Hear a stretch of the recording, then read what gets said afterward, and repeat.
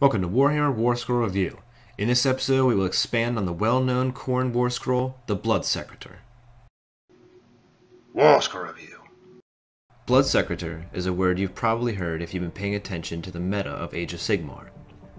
A 5-wound character that sacrifices movement for durability.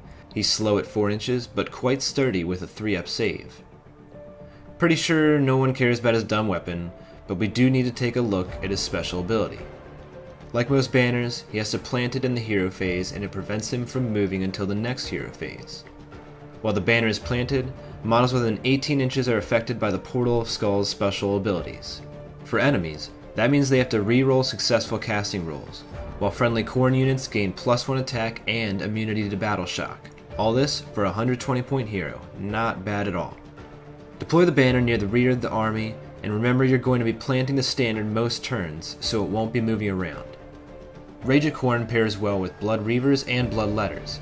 Really, any big Khorne units make use of the bonus, but don't overlook enhancing models like the Lord of Khorne on Juggernaut or Archaon.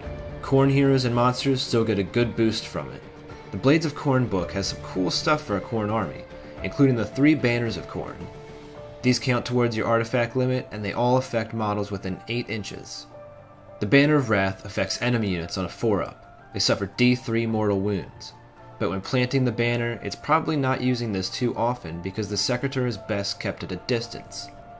The Banner of Blood affects friendly Khorne units. It allows them to re-roll their charge rolls, while the Banner of Rage allows them to re-roll ones to hit in combat. But if they already had that ability, they get to re-roll all to hits. These are neat abilities, and if you have an extra artifact, this may be a good place to look. But you will likely find more use from other artifacts of power in this battle tome, so the banners might not be that useful. The Bloodstoker is a unit that complements the Bloodsecrator well, especially if it has either the Banner of Blood or Banner of Rage artifacts. Either would increase the unit's charge success or melee accuracy drastically. Probably the best battalion the Bloodsecrator fits in is the Gore Pilgrim. It includes 1 Bloodsecrator, 2 to 3 Slaughter Priests, and 1 to 2 Blood Warriors and Blood Reavers. This increases the range of the Secrator's Portal of Skulls by 6 inches for each nearby Slaughter Priest. This totals up to 36 inches for the banner's abilities, which covers most of the battlefield. Don't forget, if you're facing an extremely magic-heavy list like Tzeentch, the Secrator's magic debuff can really come in handy.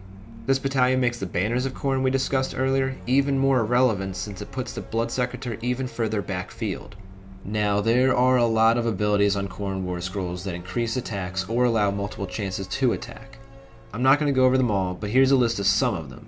Obviously, there are numerous ways to get those devotees of Khorne dropping buckets of dice, and it's fun to find all the different ways you can layer it to get a trash unit like Blood Reavers into something the Blood God can be proud of. Bloodsecrators are popular in the tournament meta right now, and we're in the top 5 lists of the LVO, so expect to see them in any Bloodbound list.